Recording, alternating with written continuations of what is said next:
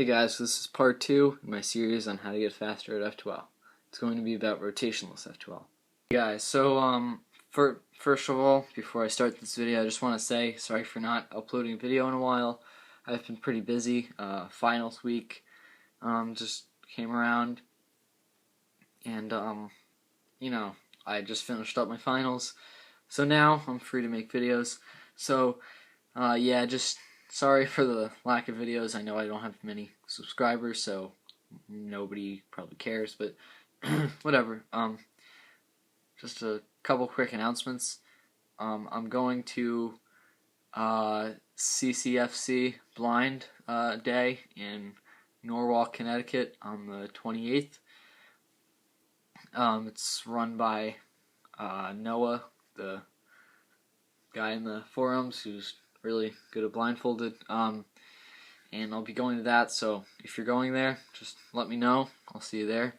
I've also been getting into blindfolded a lot more. I actually, as of recording this video, I set a new blindfolded personal best of 3:58, which I'm really happy about. I'm starting to think that I actually have a knack for blindfolded. I don't know, because that was probably my 20th attempt, so I'm pretty happy about that. I also got a lot faster at 3x3 recently. I finally got a sub 20 average of 5, which was 19.34, and then a sub 21 average of 12, which was like 20.5, 20.6, somewhere around there. I also globally average about 22, 23 seconds now, so yeah, I'm progressing pretty fast, and over my next couple of videos, actually, it's kind of why, since I got a lot faster at F2L, ironically. So yeah, don't mind this Ausu here. It's just pretty to look at. So I'll just put it there. So yeah, thanks, guys. So this is the second part in my series on how to get faster at F2L, and this part is going to be about rotationless F2L. I kind of split up rotationless F2L into 3 different categories, and that's using basic triggers such as RU prime R prime or LUL prime or RU2 R prime to create and insert your F2L pairs, and using all combinations of these triggers you can most of the time insert and create F2L pairs from any angle. So that's the first section. The second is mirroring or using specific algorithms to solve F2L cases from different angles. So for example, you might know an alg for a case like, say like this, where you would hide the edge and do something like that. But let's say you only know it from this angle and you do an F move. Well, here, basically what I mean is if you can do it from any angle, so let's say this angle, and insert it back there, that's very helpful, because you might have rotated to the angle you're comfortable with. Another example would be something like, I don't know, maybe like this. Maybe you're comfortable with doing something like this, or this. I don't know, but I think you guys kind of see the picture. Maybe you're comfortable with a certain way of doing something, but sometimes that's not always the best way to do it. And the third one is it's a more advanced kind of way of doing things, and it's not much more effective, and that's using that's pair choice, but I'll go into that later. So basic triggers and mirroring your algs, they're kind of similar, so I won't go too much into mirroring your algorithms, because that's pretty simple as well.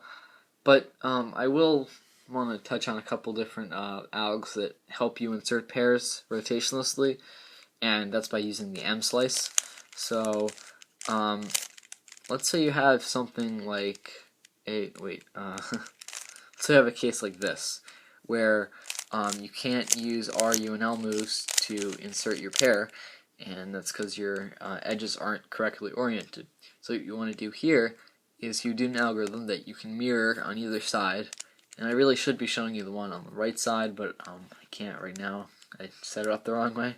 But basically what you do is it requires the use of wide L or wide R moves and then using the M slice. So what you do is you do a wide L or wide R prime if you're doing it on this side, and you turn the back face here into the top face, and then you simply insert the pair right there, put it down so you have two kind of like roux blocks, and then you simply put that cross edge back in, and that's how you do it.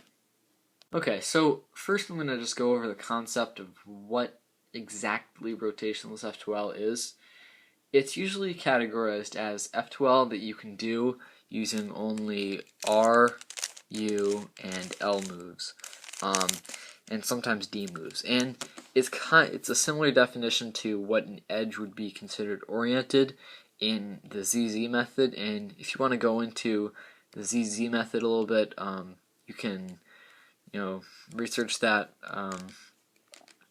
Phil U, or A Small Kitten on YouTube, has a great tutorial on that, but I won't really go into that too much because I'm not very experienced with it.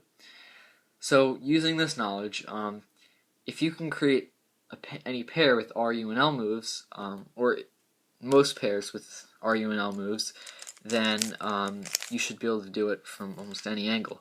So what I find helps a lot with that is noticing what cases can be solved without rotations and using only RU and L moves, because the edges are oriented. So the way you would do that is scramble your cube using only RU and L moves. So you would have what looks like a little line on the bottom here, and just solve that way. And doing that definitely kind of helps you know how to execute each pair rotationlessly, because you should never have to rotate if you're solving RU and L pairs. So that's kind of the basics of it, and that kind of ties into the basic triggers, as I was saying before. So something like RUR prime inserts a pair into the front right slot from that orientation. But if you mirror it front to back, R prime UR does the exact same thing, except in the back slot, in the same orientation, and you might rotate to do that normally. So another example is LUL prime, which, I mean, that should be pretty obvious. All of these should be pretty obvious, but inserting pairs like this is pretty obvious, but creating pairs might be a little bit different. So it's mostly intuitive, but just think about how you could do a certain F2L case from a different angle if you're not comfortable with it. So that's the basic idea. So now, just to kind of teach what I've shown you guys so far, I'm going to give you an example of what I mean by certain things that I've already taught. So I've got the cross solved. Oh wait, no, I don't. No, I have the cross solved, and I'm going to show you what I mean by utilizing certain techniques to solve F2L cases. So if you watched my last video, we know how to do this case already. So we just do something like that, and then we have to insert it right there. You could do, and here you can do something like that, which is a mirrored hedge slammer, which is basically a sledgehammer without a rotation. So it's the same thing as doing a sledgehammer, except like that. So yeah, that's an example of a certain alg you could do. Next, actually, I'll show you pair choice a little bit here. So we know this F2L case, and we can see that it needs to go back there. But it will be like that, and we'll have to use like a back move if we wanted to insert it, and that wouldn't really be very efficient. So here we'll do it a different case instead. So how about we do these two? So I know that when I take these out, I can set them up to that other alg that I showed you. So like that. Oh wait, no. Yeah, and then you can just insert it like that.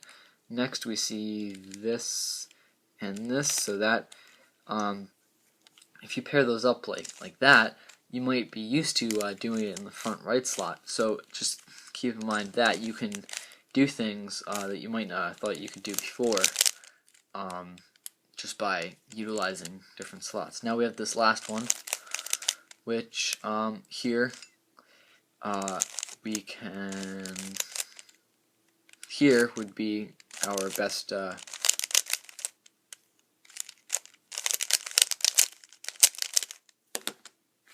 there. That was kind of bad.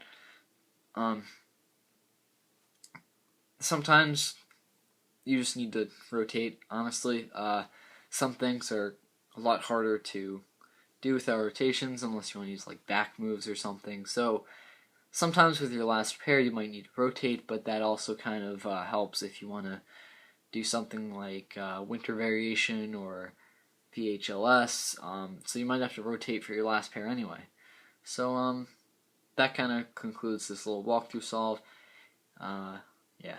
So now I'm going to do a different kind of walkthrough solve, and this is going to be with that edges oriented thing where we have this line here. And this entire F2L can be solved using only R, U, and L moves. And I give you the strongest guarantee. So first we're just going to put our cross edges in here. Now we're going to solve it. So I see these two. That can just be that created and inserted back there. Then I see these two. We can do that. I see these two. If you watched my last video, I taught you the case for that. And that can be inserted right here. And then I see these two. And that's the same case as before, except you would mirror it to this back slot here. So it might be a little harder to see at first, but basically you hide the corner in the slot and then you pair them up like that. So that's where a good understanding of your F2L cases really comes in handy. So I highly recommend you understand how every single one of your F2L cases works before you start trying this. I mean, not necessarily before, but just make sure you know how your F2L cases work. Yeah.